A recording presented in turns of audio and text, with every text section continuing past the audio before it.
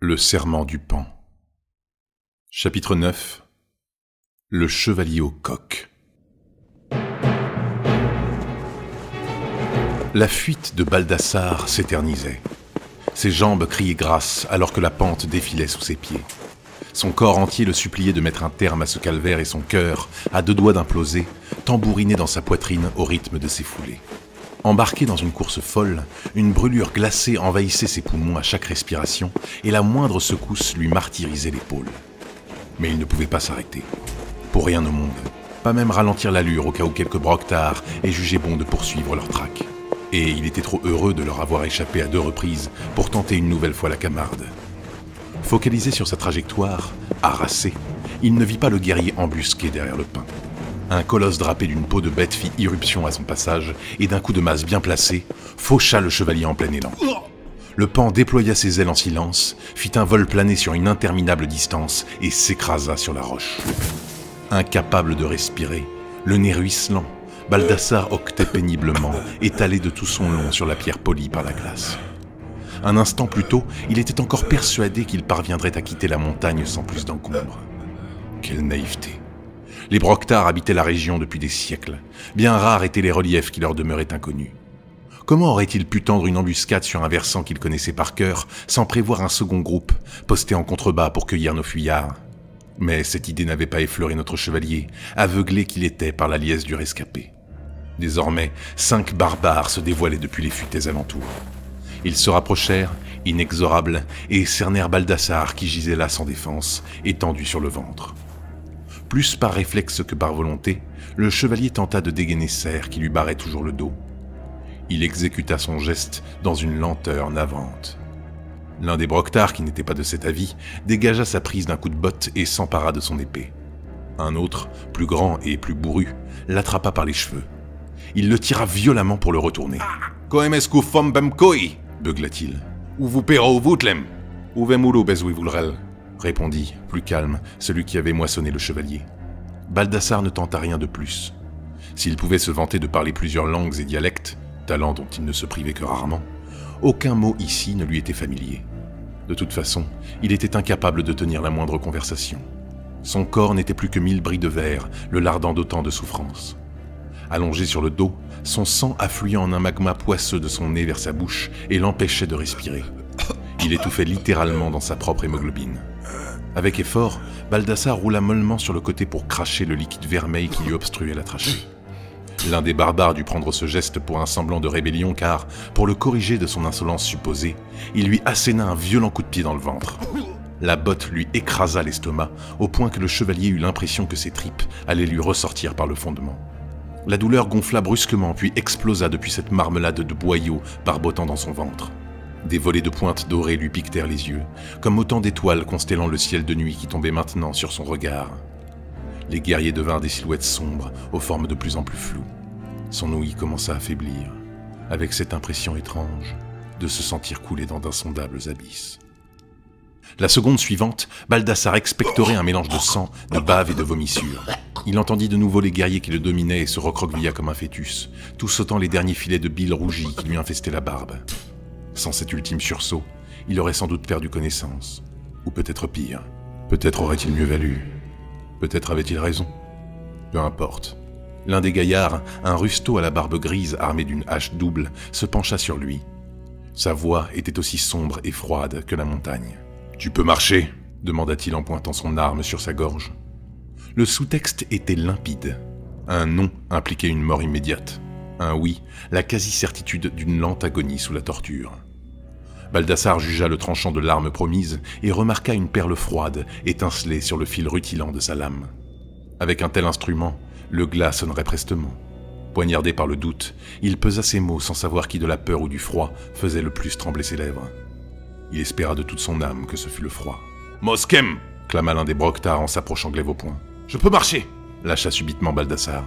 L'instinct avait parlé. Ces mots avaient sauté hors de sa bouche. Le chevalier répéta, bien plus bas. « Je peux marcher. » Il n'était pas certain de pouvoir ne serait-ce que se mettre debout. Il plia les jambes et s'appuya sur son seul bras valide. Ses muscles vacillèrent sous son poids. Quelques gouttes de grenat roulèrent sur sa barbe, tachèrent la glace et s'y diffusèrent comme des taches d'encre rouge. Il prit une grande inspiration avant de poser sa botte sur le sol. Il ne manquait plus qu'un élan, un simple mouvement pour se redresser sur ses jambes. Un geste si anodin, répété 1000 fois, qui prenait en cet instant des allures de saut dans le vide. Putain, allez, lève-toi, sale fiotte! Une poussée. Avec tout ce qu'il lui restait, Baldassare atterrit sur ses pieds, chancelant comme un pendule face au guerrier à la double hache. Hache double, donc, l'étudia de la tête aux pieds. Le chevalier courbait sous le vent. Un fourreau vide saignait son gambison déchiqueté et un bras mort balançait à son épaule. Il avait le teint terreux. Un mélange de sang et de bile encrassait ses cheveux de leurs racines à la pointe de sa barbe. Son nez était tordu et 2 poches violacées naissaient sous ses yeux. Un géant l'aurait rossé qu'il n'aurait pas eu meilleure allure. Pourtant, le paon toisait son ennemi d'un air supérieur, son regard de sylve planté dans le sien. « Si tu tombes, tu crèves. Si tu fais un geste ou un regard qui ne me plaît pas, tu crèves. Je suis clair. » Baldassare ne s'y a pas. Hache double s'approcha, son visage à 2 doigts du sien. « Qu'est-ce que je viens de te dire ?» Les yeux du chevalier tremblotèrent dans leurs orbites. Une correction de plus, et cette fois, il ne se relèverait pas. Lorsqu'il baissa le regard, vaincu, il eut une seconde nausée, provoquée cette fois par le dégoût qu'il s'inspira à lui-même. Couille molle. « Marche !» ordonna Hache double en désignant les hauteurs avec son arme. Baldassare leva une mine défaite vers la montagne et poussa un long soupir. « Qu'est-ce qui te fait marrer ?»« Rien, » répondit le noblio. « Seulement, j'ai peur d'avoir des ampoules aux pieds. » Une petite bravade pour marquer le coup. De toute évidence, il n'avait plus que ça. Ces salopards ne traînèrent pas. Il fallait marcher à leur allure, au risque de se voir pousser dans le dos et risquer la chute. Peu après, ils atteignirent le reste de la troupe. Les broctards patientaient au milieu des pins, assis sur des rochers. Un guerrier essuyait sa hache sur le corps décapité de Clef. La tête du mercenaire ornait les ramures d'un chêne poussant à 2 pas, planté sur une branche taillée à la va-vite. « Du hast du ditus Tlem-Didov » demanda Hache double. « Vo » répondit, tranquille, le broctard qui essuyait sa lame sur le cadavre mutilé. « Inutos du cosem coisal folem » Baldassare dévisagea ce qui restait de son ancien compagnon. Les yeux de Clef étaient figés, rouges et révulsés. Sa bouche béante laissait échapper une grosse limace givrée, aussi rose que gonflée, tassée contre sa joue par la pointe de branche effilée qui ressortait entre ses dents. Une grande gueule jusqu'au bout, pas vrai? Hache double cracha un mot incompréhensible. Un juron, à n'en pas douter. Baldassare en aurait mis sa main à couper. C'était une constante dans toutes les langues et les patois qu'il connaissait. Tout bon blasphème digne de ce nom avait pour lui cette intonation lapidaire, cette qualité concise. « Ev lupem !» Comme un seul homme, les broctards se mirent en action. Baldassare suivit le mouvement, bien conscient de son intérêt à se faire le plus petit possible. Les reliefs de la montagne regagnaient leurs détails tandis que la vallée en contrebas, elle, se fondait petit à petit dans une palette de couleurs et de formes indistinctes. À constater les pics immaculés se rapprocher, le froid des hauteurs retrouver sa vigueur et le donjon de Dunsterel s'effacer dans le lointain, Baldassare sentit un nouvel abattement peser sur ses épaules. Un épuisement de l'âme, une affliction de l'esprit qui venait alourdir la fatigue qu'il portait déjà sur le dos. Les feuillus disparurent comme ils étaient venus. Les broctards et leurs captifs revinrent sous le couvert des pins. La neige se fit plus blanche et plus profonde, le vent plus sifflant, plus criard. Chaque enjambée devint une nouvelle épreuve.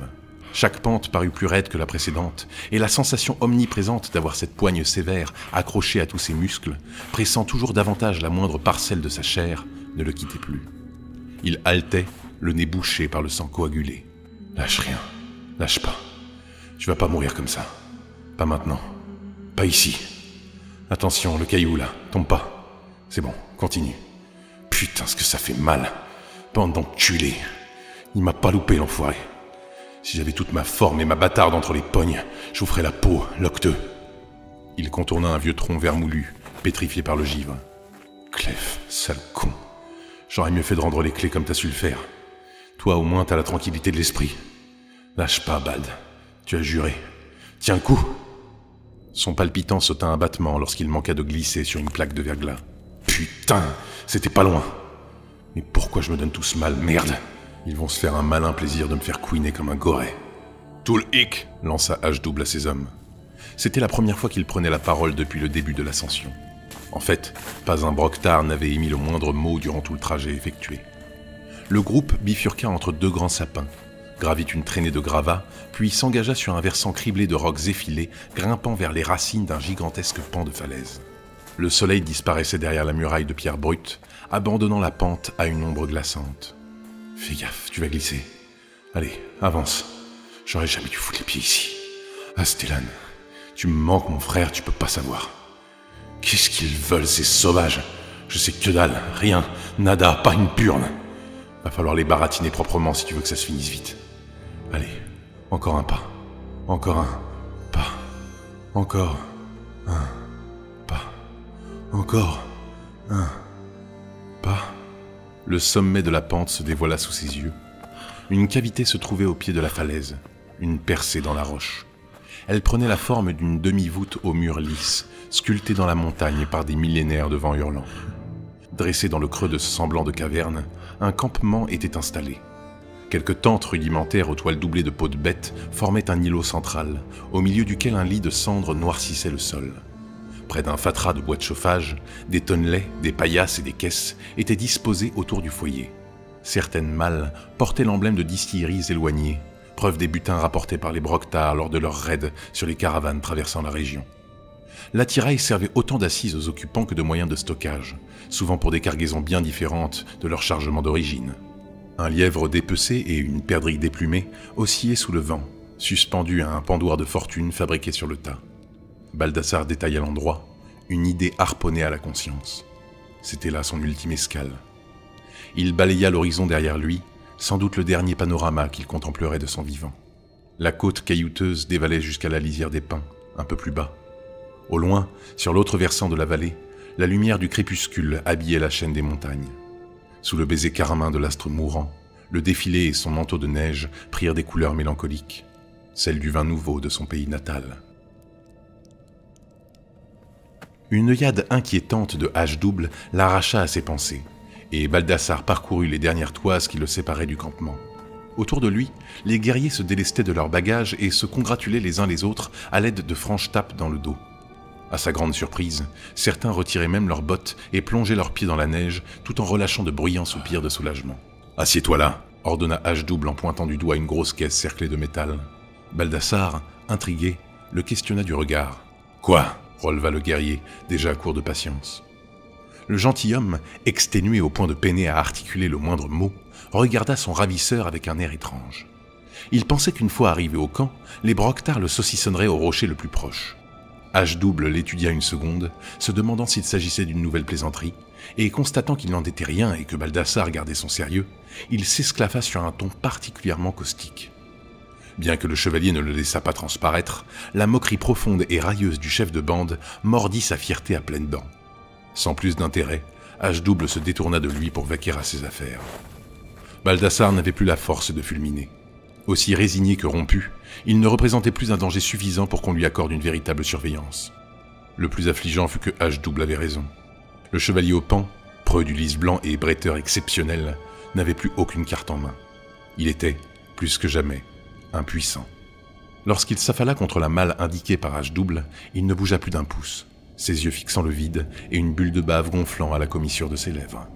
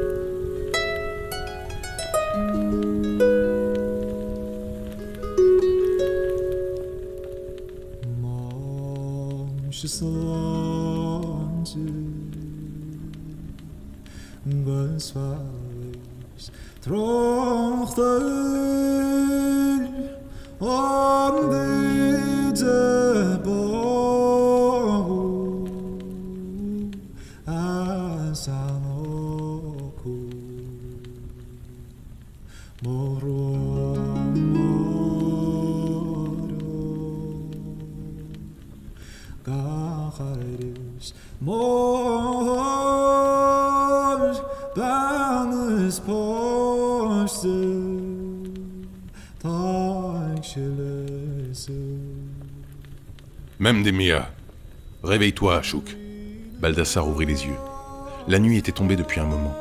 Un grand feu brûlait au milieu des tentes et ses flammes léchaient le plafond de la semi-caverne. Les guerriers silencieux écoutaient l'un des leurs, le Broctar qui avait privé Clèves de sa tête.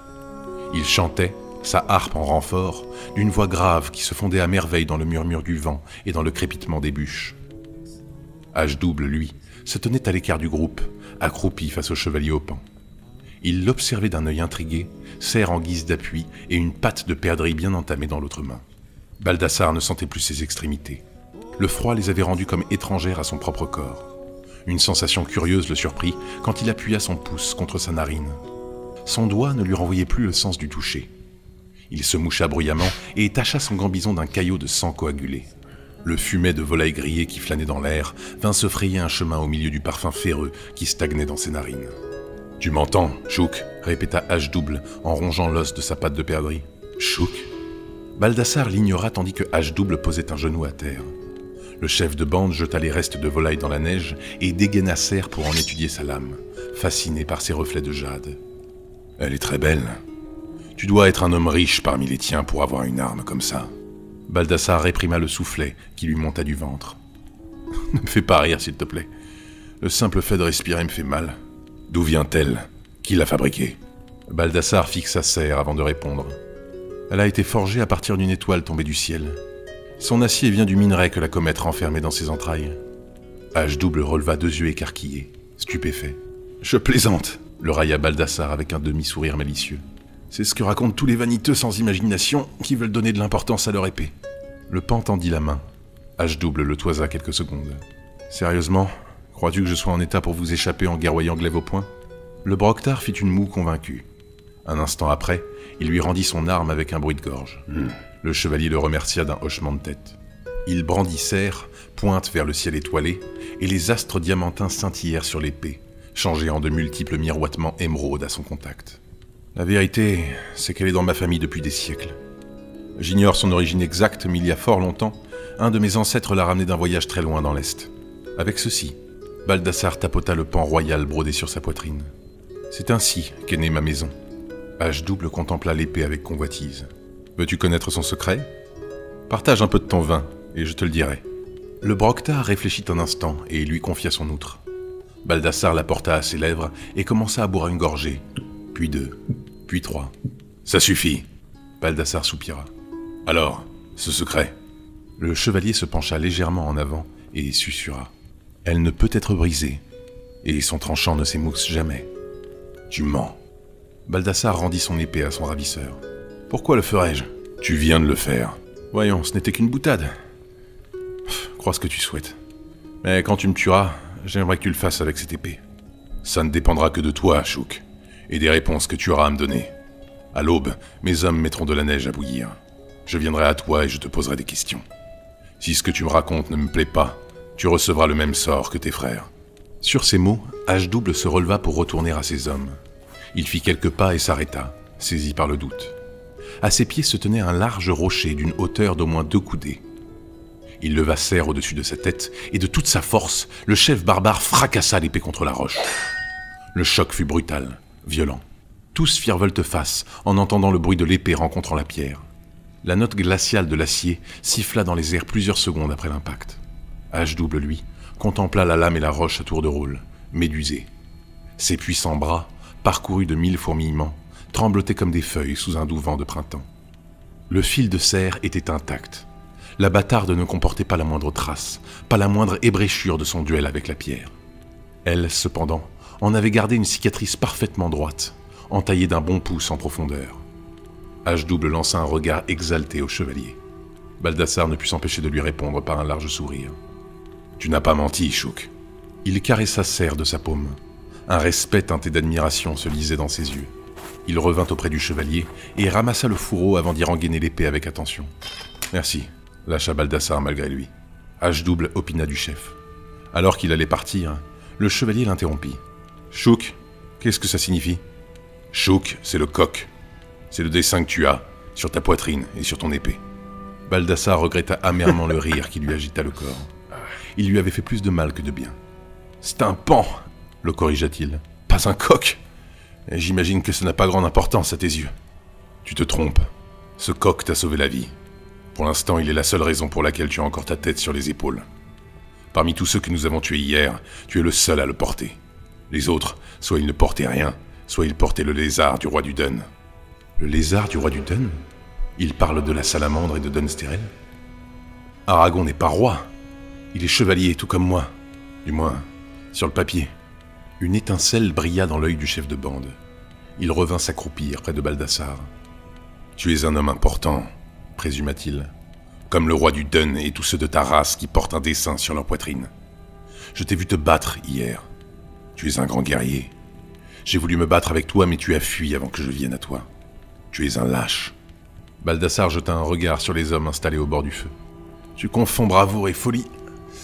Contrairement à vous autres, je ne me bats pas pour des causes perdues. Vous auriez déjà dû abandonner ces montagnes avec vos femmes et vos enfants, déserter vos villages. Et pourtant vous restez. Pour votre fierté, pour la vengeance, que sais-je, ça n'a aucune importance. Ici, il n'y a plus que la ruine qui vous attend. Vous n'êtes pas une armée de braves. Vous n'êtes même pas une armée en vérité. Juste des fous en armes qui courent la montagne. Tu ne peux pas comprendre pourquoi nous nous battons, rétorqua sèchement H-double, sa voix plus rugueuse qu'un silex. Tu as les yeux d'un homme perdu, un homme arraché à la terre qu'il a vu naître. J'ai vu plus d'endroits que tu n'en verras jamais. Et il n'y en a pas un seul auquel tu tiens vraiment. Je me trompe. Les deux hommes s'étudièrent de longues secondes. Tout les séparait et pourtant, un instinct invisible les reliait l'un à l'autre. Était-ce leur cœur d'homme de guerre? Cette pulsion de mort qu'ils connaissaient sur le bout des doigts? Cette sensation d'ôter la vie sur le fil d'une hache, sur le tranchant d'une épée? Je l'ignore. Jusqu'à cet hiver passé à Dunsterel, je n'avais jamais tué qui que ce soit. Et même encore aujourd'hui, cet acte me répugne. Mais je sais que ceux qui ont vécu par l'épée se reconnaissent parfois, même au beau milieu d'une foule, par un simple regard. La guerre, le combat, la mort, il n'y a ni société, ni culture, ni civilisation propre à cela. C'est l'une des rares constantes de l'homme. Peu importe où il se trouve, partout, l'homme tue. Et tous ceux qui basculent de l'autre côté, qui franchissent cet ultime interdit, se voient apposer une marque au fer rouge sur l'âme ou sur la conscience, un stigmate insaisissable aux yeux des non-initiés, et qui en fait des frères en inhumanité. C'était le cas, ici, pour H-double et Baldassare. D'une certaine façon, les deux tueurs se connaissaient, et ce, avant même d'avoir échangé le moindre mot. « Alors explique-moi, pourquoi vous battre ?» demanda le chevalier. H-double se laissa tomber dans la neige et marqua une nouvelle pause. Il n'était plus vraiment là. Ses pupilles évoquaient un feu mourant battu par les vents, un esprit vacant à des souvenirs brumeux.